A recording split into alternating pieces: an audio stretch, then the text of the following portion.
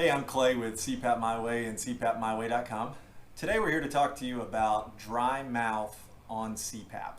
So it's very common that we have people call in after starting CPAP or maybe even after having been on CPAP for years complaining of a significant dry mouth. A lot of people immediately want to say, well, I'm going to turn up the humidity on the CPAP, it's going to resolve it.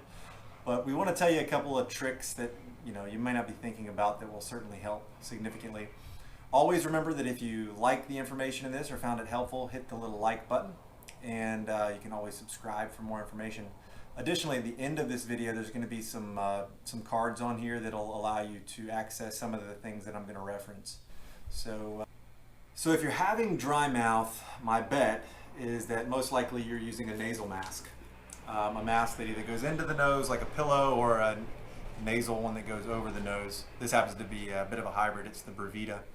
But the reason why I'm betting that is because more than likely you're having mouth leak at night. Now that's not the only option, obviously, and we'll discuss some of the others.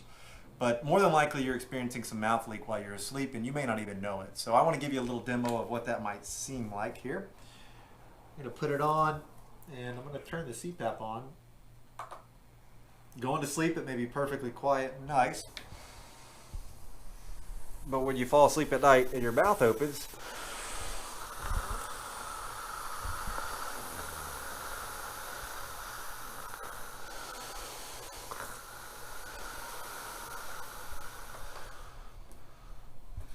I'm sure that sounds wonderful. But you can hear the air escaping out of my mouth, and if I'm asleep, I'm not going to realize it unless somebody next to me bumps me and says, hey, fix that. If your mouth is open, you're not going to get the therapy, and it's going to make you miserable when you wake up in the morning and it feels like you've been walking through the Sahara Desert for 3 days.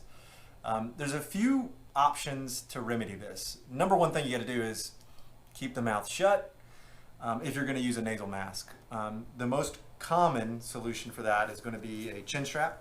This is just the generic Chinstrap. We've got a bunch of them on the website. There's some links in the description to show you, but fits underneath the chin, helping to support the jaw, keep the mouth from opening. We will still get people with what we call pursed lip breathing on CPAP, even wearing a Chinstrap. So if that's you, or if you just don't want an extra strap on you like that, you may want to consider something like these Somnifix strips.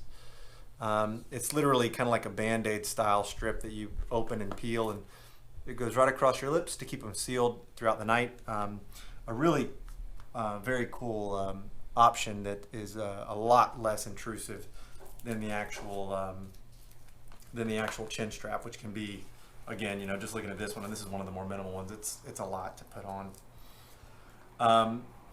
You'll also want to keep in mind that if you're having a mouth leak, it's just like any other leak. So the machine's going to try to compensate. It's going to increase pressure, more than likely, especially if you're on an auto.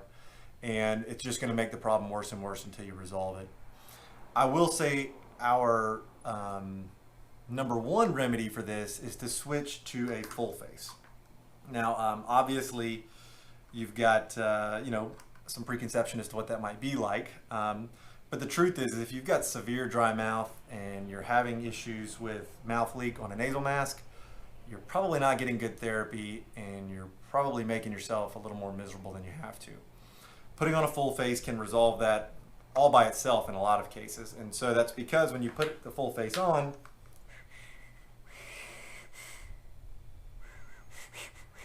you can breathe through your mouth or your nose, and the humidity that you're probably adding to it with your humidifier on the CPAP is going to flow into your mouth and your nose as opposed to just into your nose.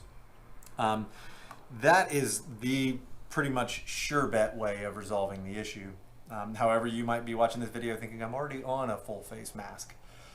If that's the case, you're going to want to turn up your humidity on your CPAP.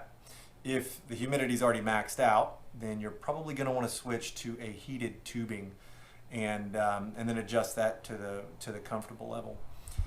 If you've tried all of those things and all else has failed, the only thing we've really seen as a good alternative is an actual room humidifier. So we've had a few people, right next to the CPAP on their nightstand, they'll put an actual humidifier like you'd use for an infant when they're sick to add a little extra humidity to the air that you're breathing in general. And that can make a big difference. A lot of this has to do with climate and location and the things that are going on in your own home or in your own part of the world.